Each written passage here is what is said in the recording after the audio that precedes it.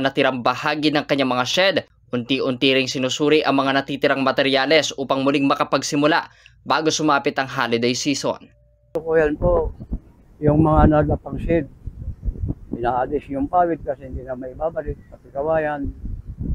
At ito ngayon, yung bagyong uwan, talagang as in, napinsara po kami lahat.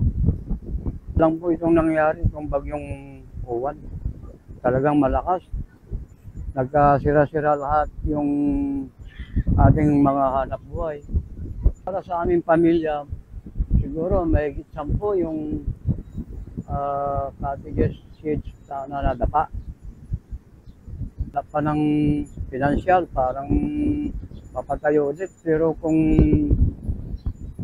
hindi kami makahanap ng financial sa mga kapitbahay, ganito, unti-unting papagawa ulit.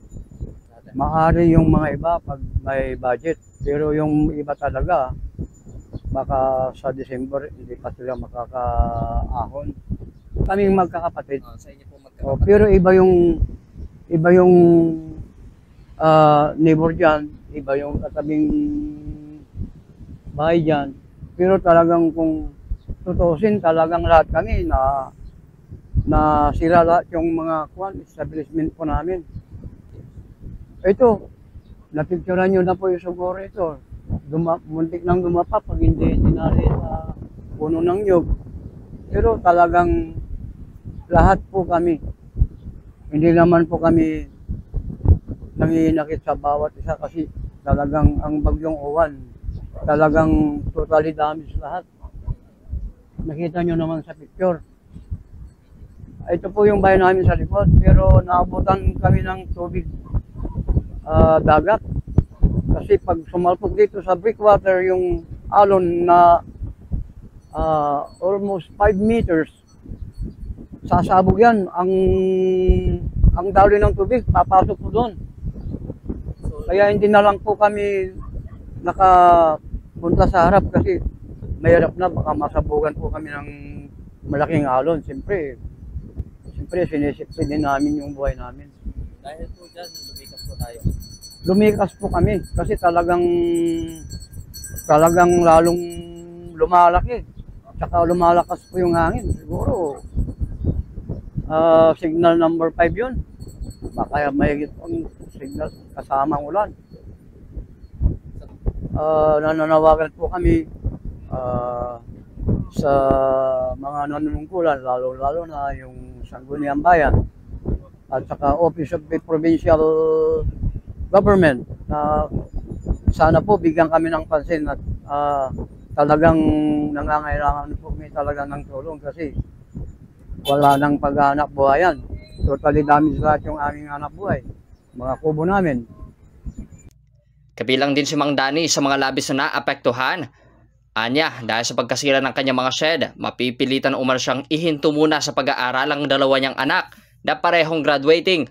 Ngayon, umaasa na lamang si Mang Danny at iba pang shed owner sa muling pagtatayo ng kanilang mga negosyo habang patuloy na nananawagan sa lokal na pamahalaan ng agarang tulong upang makapagsimulang muli. Ang nangyari dahil malakas ang bagyo, nasira lahat ng mga cottage namin dito. Kailangan namin ng tulong sa gobyerno sana na matulungan kami dito lahat dito sa shed owner na sana ay matulungan kami. Kasi lalo na ngayon, walang maibili ng bigas, walang pagkakakitaan. Sira pa yung mga cottage. Tapos, ganito pa.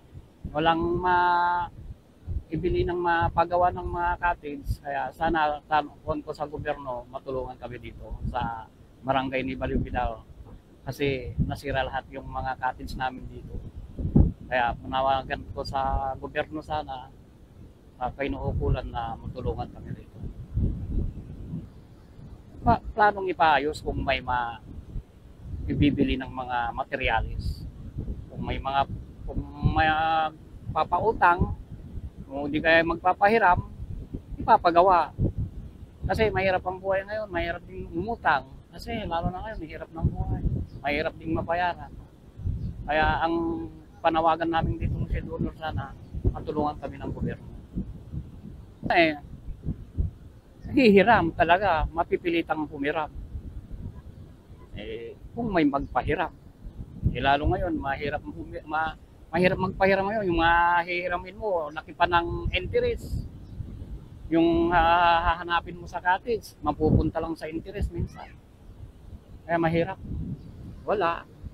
Yung mga anak kong nag-aaral ng nursing sa criminology, makatitigil muna. Buhay. Hanap buhay dito ngayon sa barangay ni Balibidal. Tingnan nyo naman ang nangyari dito. Panay, wasak lahat. Walang pagkakakitaan. Pati mga bisita na papasok dito, wala. Kasi ganito ang nangyari. Malapit pa naman ng December, Pasko na, bagong taon. Tapos hindi pa magawa-gawa yung mga cottage. Walang. Ngayon sa ni Balibidal, walang hanap buhay. Kawa ka tao dito.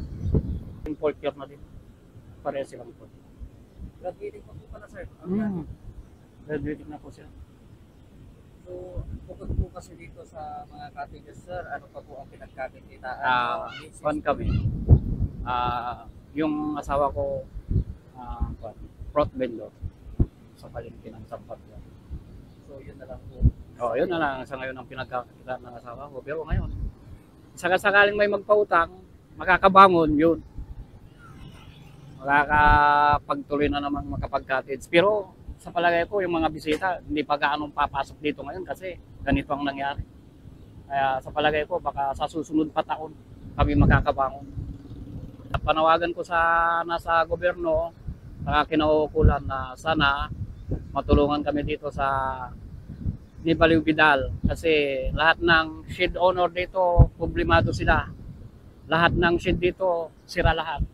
Kaya panawagan ko sa kinaukulan, sa gobyerno, matulungan kami dito sa barangay ni Balibidal. Thank you po.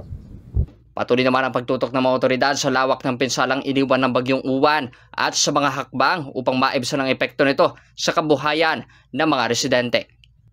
Para sa programang Bombohanay at Ugto, Patrol numero 4. Bombo Justin Ramos sa uulat. This is Bombo Radio Philippines, the #1 and most trusted source of news and information. Basta Radio. Bombo!